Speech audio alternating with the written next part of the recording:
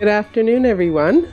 And so today we're making cranberry lemon bundt cake and shortbread thumbprint cookies. I did a trial, of course, last night, and here is the cranberry lemon bundt, which turned out pretty good. And here are the thumbprint cookies, which are really delicious. You have a choice of fillings. Actually, in the recipe provided to you, there's actually 7 ways to fill them. I filled these with apricot jam and raspberry jam without seeds. Also, when they're hot out of the oven, you can put some Hershey Kisses in, or if you don't have Hershey Kisses, you can put Nutella or even lemon curd. I have a great recipe for that, which is Alana's, so I could share that with you also. We're going to be using a regular bundt pan today, but last night I used a silicone bundt pan because they say that they're better. It's my first experience with a silicone pan. It took a lot longer to cook than the recipe said, which was 40 to 50 minutes. This one took over an hour, and I found that it cooked a little bit too much on the bottom, which made it a little bit crusty here on top. So today we're going with the regular bundt pan, and hope it turns out okay. So we're going to start. We have the recipe, you have the recipe for the cranberry lemon bundt cake, and the oven has been preheated to 350. The pan has been greased. I did not flour it because I floured the other one last night and I found a little bit of a crust on the bottom. So we're just greasing it. And then we have a medium bowl. Everything is pre-mixed. So we're starting with our flour, which has 2 teaspoons of salt in it and 2 tablespoons of baking powder. I'm using, it says a stand mixer, but for the purpose of this video, I'm just using a regular mixer. Towards the end, it does get a little bit thick. So I'm going to use the other paddles, but it's quite manageable. So first we mix our butter and sugar until fluffy. And so here is the butter. And sorry, I should have a little knife. And make sure your butter is soft, so it mixes well. And then you're going to add 2 cups of sugar, which have already been pre-measured. And so we're going to see how a blender sounds on the video. Okay, so I've finished mixing it. It's about 2 to 3 minutes, okay, until it's fluffy, as you can see.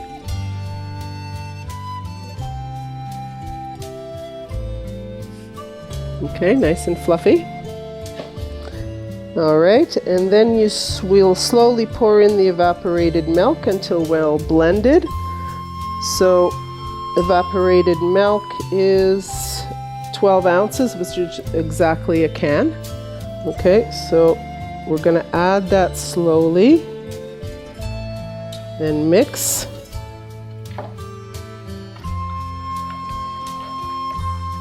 So I've added all the evaporated milk, beating on medium speed. Okay.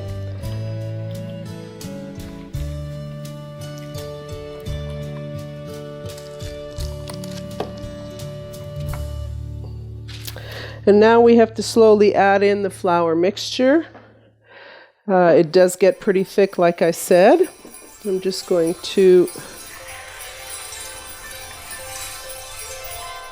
mix the sides. And we slowly add in the flour mixture.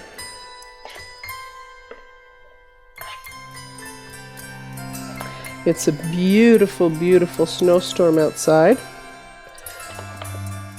Some people don't like snow at all, but I can't wait.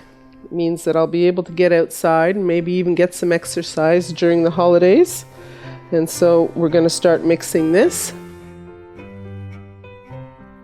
So I'm continuing to add the flour slowly. The mix is getting thicker and thicker, as you can see. And at one point I'll have to change my paddles. We're not sharing with you the sound of the mixer. I don't think that would be very agreeable. And so it's gotten really, really thick, as you can see. I have still about a cup of flour to add, so I'm going to change my paddles.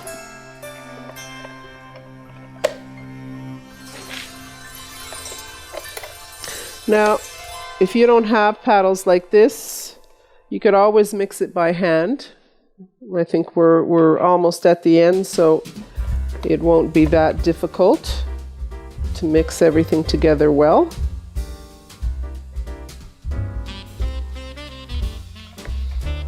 Okay, so we're back. I've finished mixing. Just make sure you scrape the sides of the pan. It's not the pan, I'm sorry, the bowl.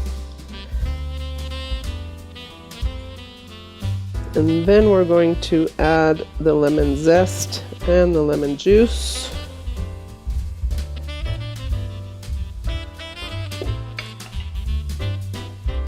So it's the zest of one medium lemon. I love lemon. Just the smell of it.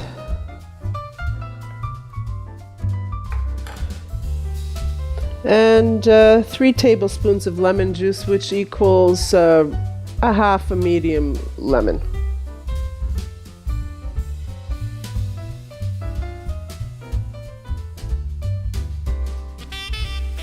There we go. So we're back to the last step here.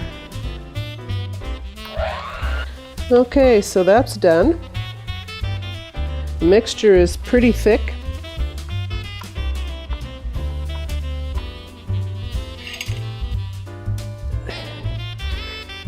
As you can see. And the next step is to add our cranberries. Now, I was told that if you don't want them to sink all to the bottom, you should coat them in flour first, and that's what I did. In many of the recipes, though, you see that the cranberries all go to the bottom, and then when you reverse it, you have that lovely red at the top of the Bundt cake. So if you prefer it that way, then don't dust your cranberries with flour, and most of them will sink to the bottom. Okay. Now this is a bit of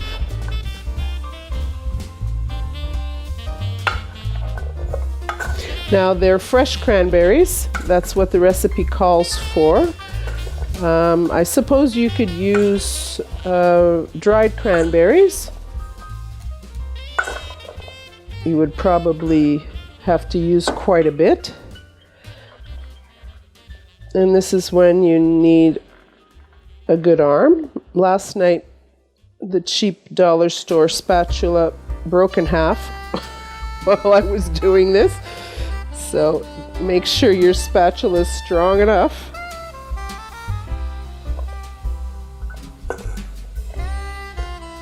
And the tartness of the cranberries and the lemon, and then with the lemon butter, brown butter icing. Oh, it's very, very delicious.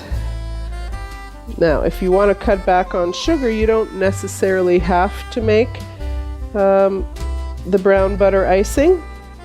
Less sugar if you have some glucose intolerance problems.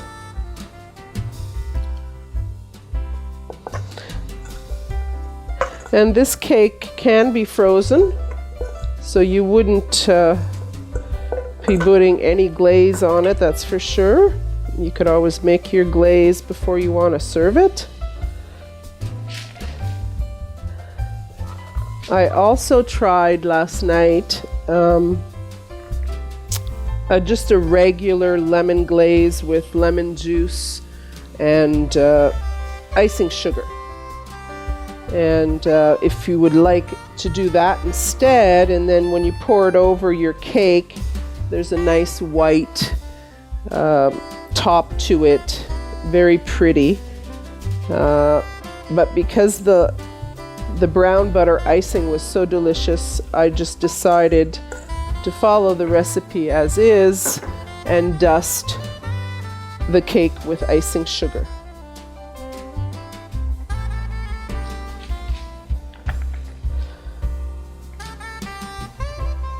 That's really thick.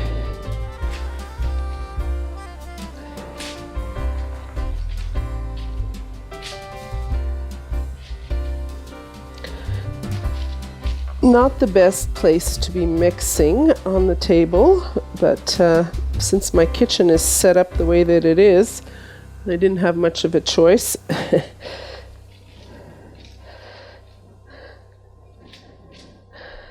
A very old kitchen. A lot of meals have been had and cooked in this kitchen.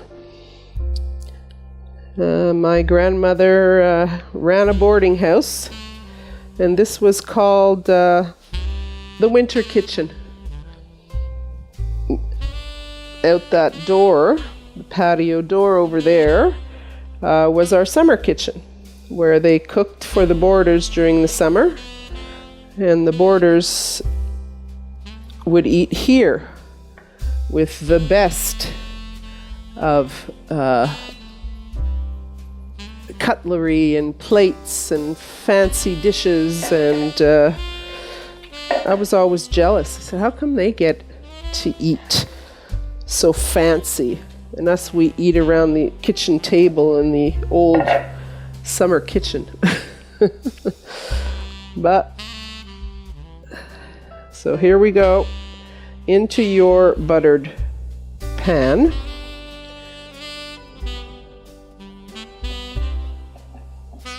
Yeah, they had it good, those boarders. Fresh eggs from our chickens, and milk from our cows, and cream, and maple sugar from our sugar bush when my father would make the syrup in the spring.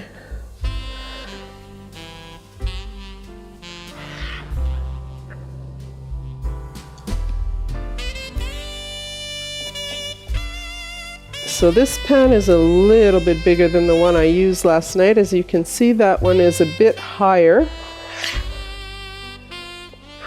And I don't know if any of you have experience with silicone pans. Perhaps it's just me that's not used to it. But I don't know. I think I expected a better outcome, even though the cake is delicious. But you have to try different things and see how they work for you. So spread it around.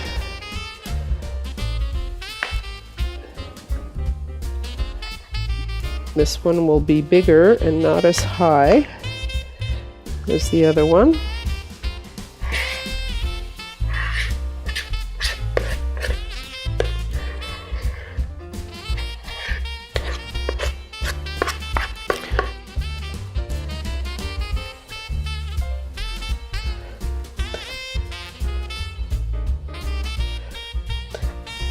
Cakes like this, or whatever baking you choose to do, could always be a gift for someone.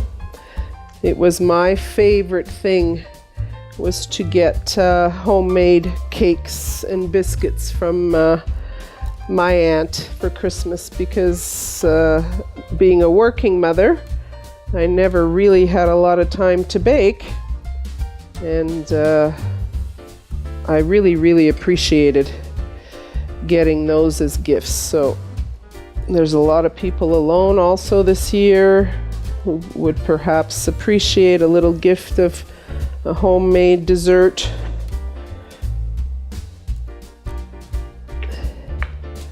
There we go. And that's how it looks.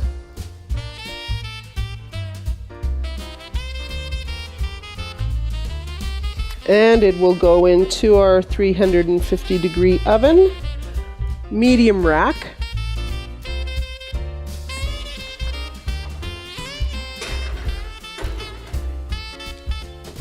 And I will put it at the time that is set in the recipe because, as I said, the silicone pan took a lot longer, and we'll watch it. So it says 40 to 50 minutes. I'm going to put it at 45.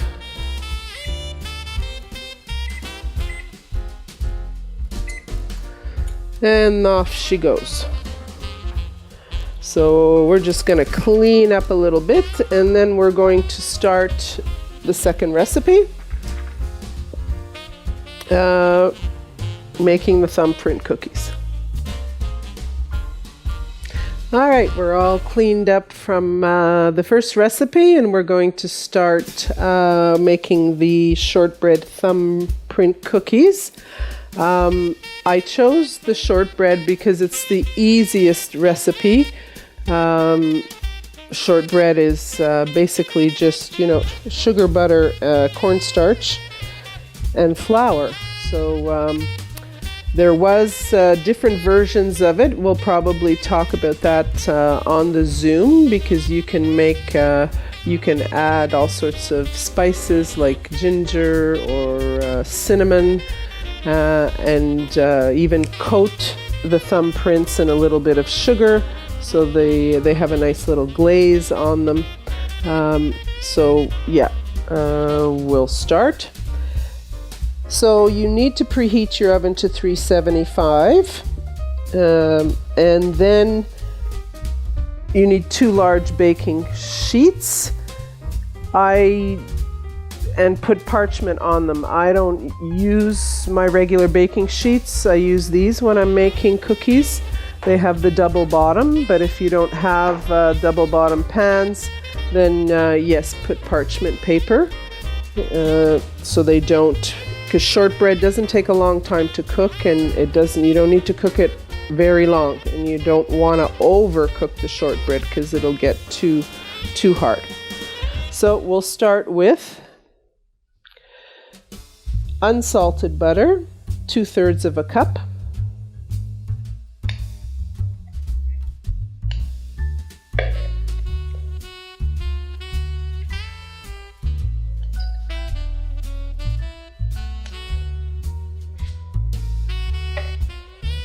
And soft butter.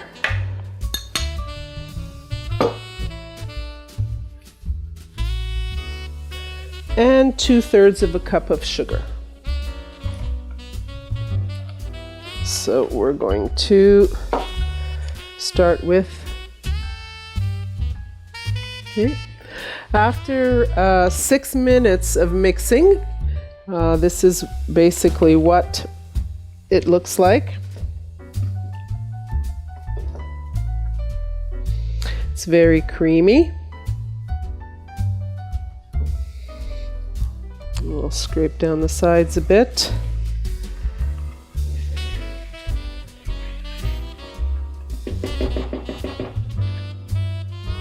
And then we're going to add our vanilla.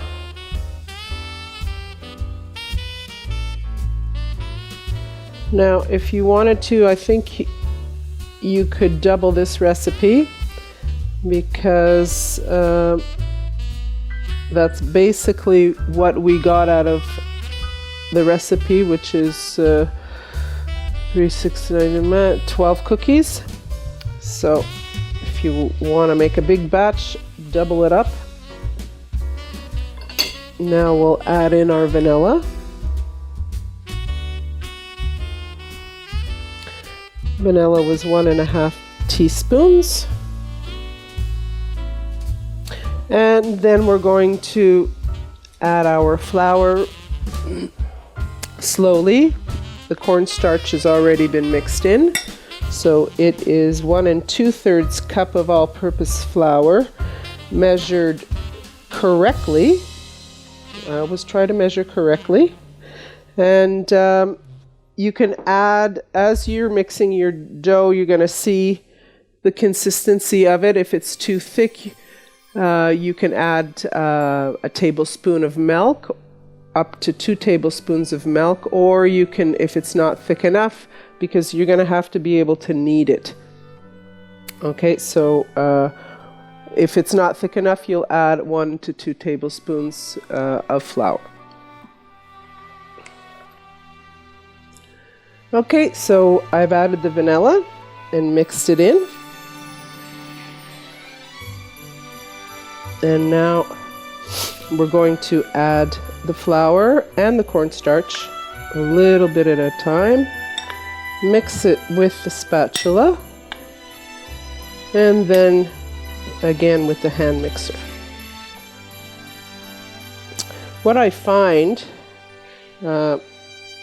about doing these cooking Zooms is that when you pre-measure everything and put it out in front of you, you can't forget to add an ingredient, which has happened to me in the past.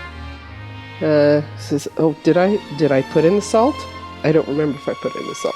So having it all out in front of you, you know, okay, when it's empty, you did it. So I guess that's called being organized. And if your memory is not too good, sometimes happens to me, it's a great way not to forget things.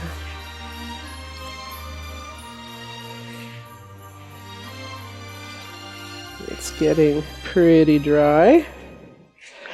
In the recipe that those thumbprint cookies that I made yesterday, I did end up adding some milk because I found it really dry.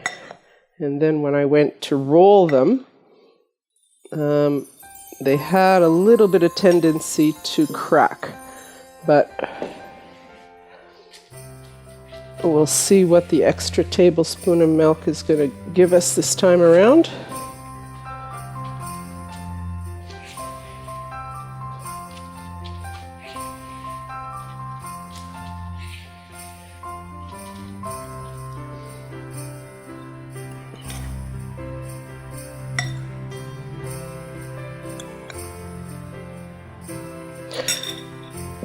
So, I guess if you're watching this Zoom, you like to bake, I'm assuming. I'm not a big baker. I think around the Christmas holidays, I'll make a traditional Greek recipe, cookies actually, which are called melon macarona. And they are my favorite. They're almost like a molasses cookie. But then you dip them into a honey sauce and then sprinkle almonds on them after. I think they're my favorite Christmas cookie.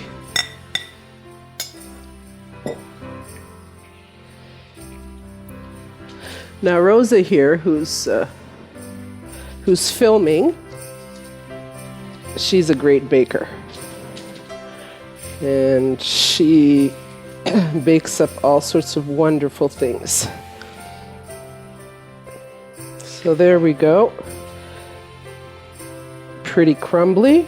We're going to put the mixer in there so it blends really well. And then we're going to get it all out, form a ball, and knead it a bit.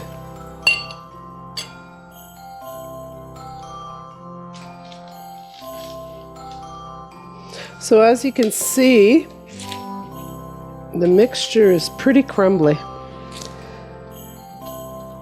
Now you can try and see how well it sticks together. Not too bad. I might just add 1 tablespoon of milk.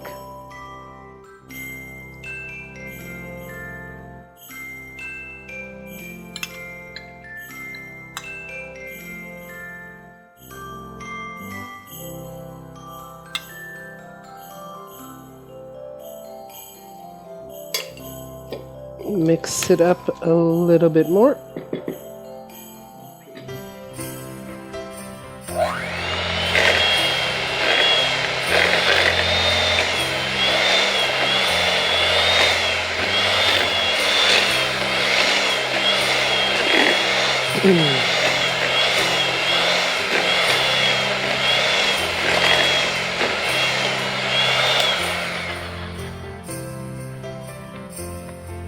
And I think that's good.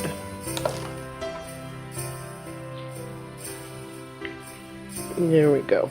So that should stick together well. Now it's to make your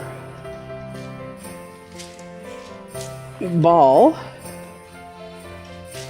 and get it out onto your, unfortunately, this parchment paper is moving all around. It's not the best surface to be working on, but that's all we have at the moment.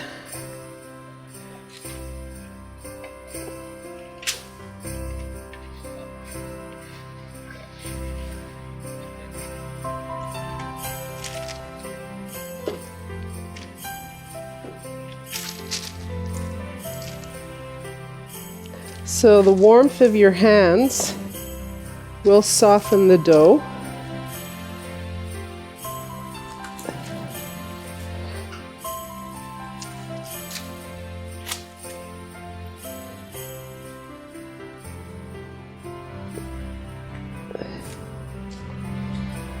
Now, as I told you, I'm not a professional baker, and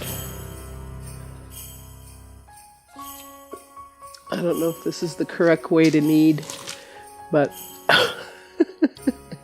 it all turned out well in the end.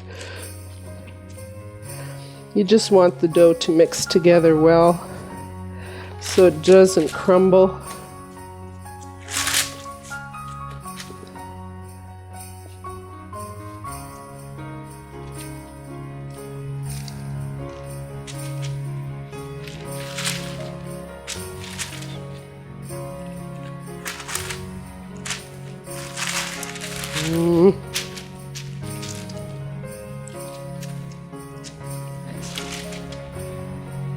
So that looks pretty good.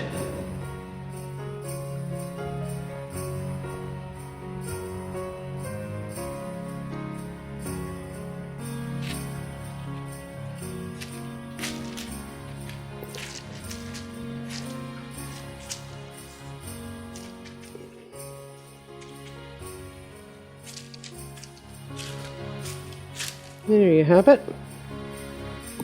And so the next step is to take about 1 inch off. You'll see the size of your cookie. And again, keep kneading it. The warmth of your hands will make the dough nice and soft. And then roll it into a ball.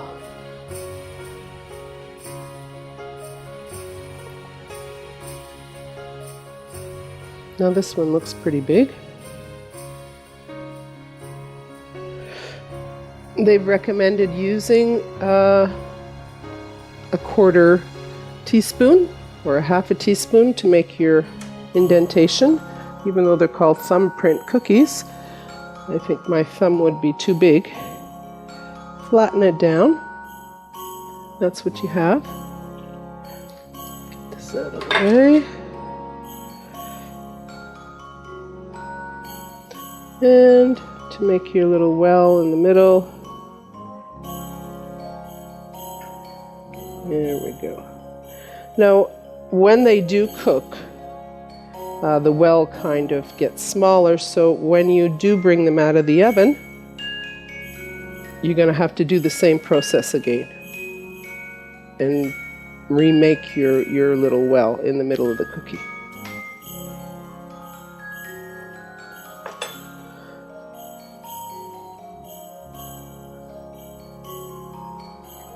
There we go.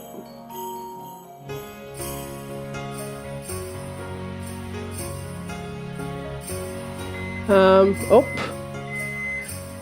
I'm gonna have to check on the cake. See if it's cooked all the way through. There we go.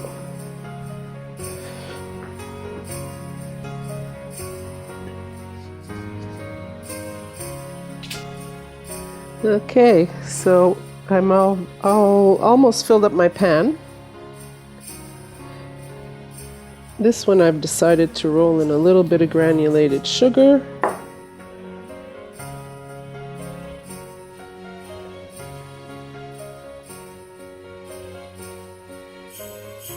It says it gives it a little added crunch and a nice sheen.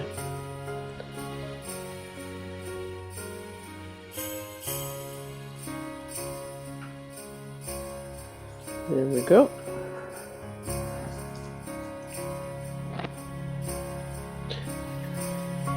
And we're going to make our wells, our thumbprints.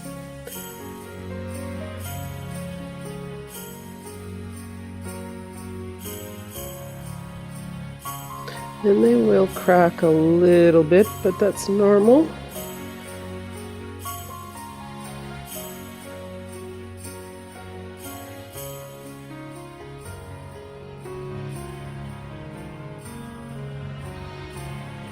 Come on.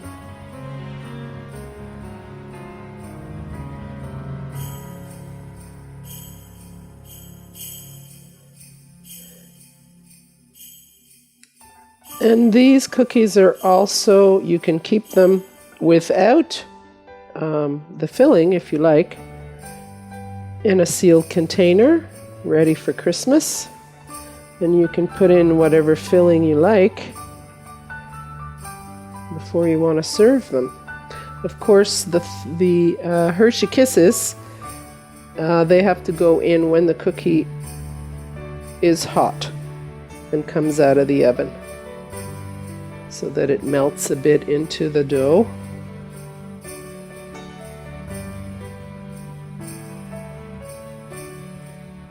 Whoop.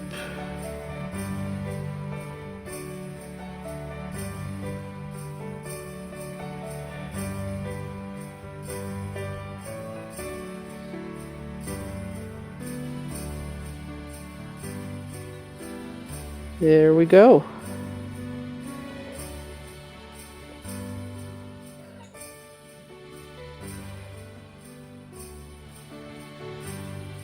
Now, I don't know if I'm up to par compared to my cousin, the whiny chef who did the last cooking Zoom, but she's at home looking after her hubby at the moment, who's had a hip operation, and he's doing very well. We're very happy. So there are your thumbprints, and there is the cake.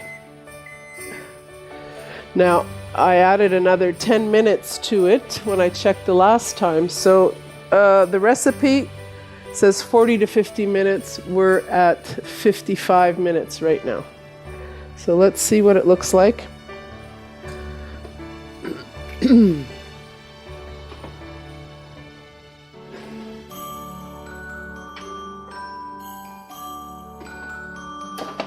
Ooh. Yo. So it's a pretty dense cake, and so it needs a couple of more minutes. But as you can see,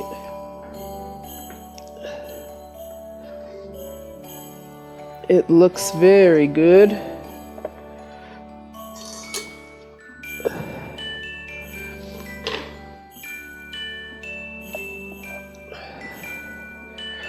So you keep sticking a toothpick or a knife into it and till it comes out clean. And then reverse it.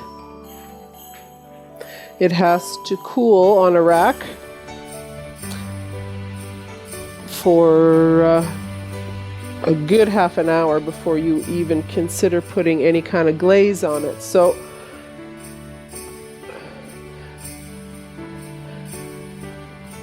I'm not going to show you how to make the brown butter lemon cream sauce. I'm going to leave that up to you as to what you would like served with it. So this basically is served on top of the slices as you serve them. There we go.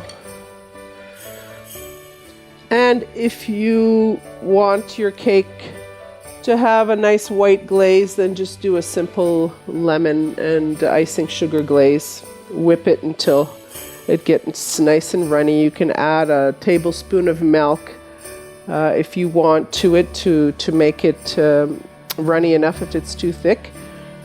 And so you have the choice of powdered sugar or a white glaze, or to serve the brown butter lemon cream sauce on top of it. And that's about it. These are going to go into the oven when that cake is finally ready. Yeah, I know. Put it back in.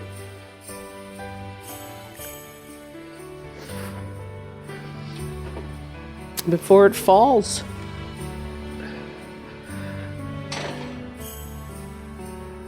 Now we'll put another 5 minutes.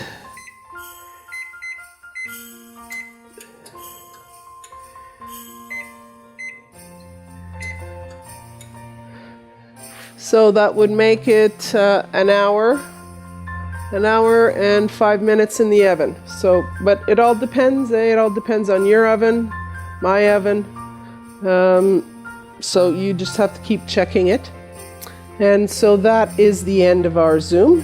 These will go into the oven for, let me see, 10 to 12 minutes. I left mine in 2 more minutes. Again, you don't want them to come out too brown. They still have to remain fairly white on top, like a shortbread cookie would. You just want the bottom to cook. You'll start to see a little bit of brown around the corners, and that's enough. You don't want to overcook them.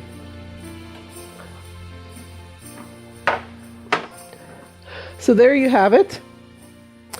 You can choose your choice of fillings, and good luck. I will see you on the Tuesday Zoom as we share this recipe with you. We might be also doing some pomander balls. I found a great recipe on how to scent them with dried herbs, and so I'll be showing you how to do that on Tuesday as we go through the recipe. So I will see you later.